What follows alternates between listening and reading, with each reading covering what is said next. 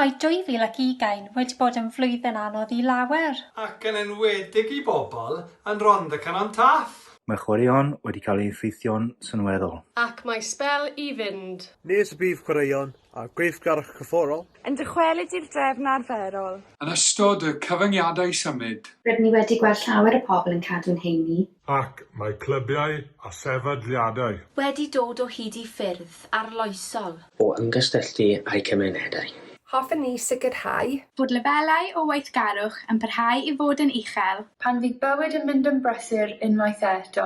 Mae llawer o resymau I gynnal ffordd iach o fyw. A cymryd rhan mewn gweithgareddau corfforol. Rhagor o hyder. Lefelau ffitrwydd gwell. Estyn a chychyrau crafach. Llai o straen a gorbryder. lefelau egni uwch. Y modd i gysgu'n well. Wyliau gwell. A system imwnedd grafach. Felly, os hoffech chi cymryd rhan mewn chwaraeon a gweithgarwch corfforol. Neu os hoffech chi wella. Iechyd a lles eich cymuned. Ewch i dudalen chwaraeon Rhondda Cynon Taff. Ar y app hamdden am oes. Neu dilynwch at Sport RCT.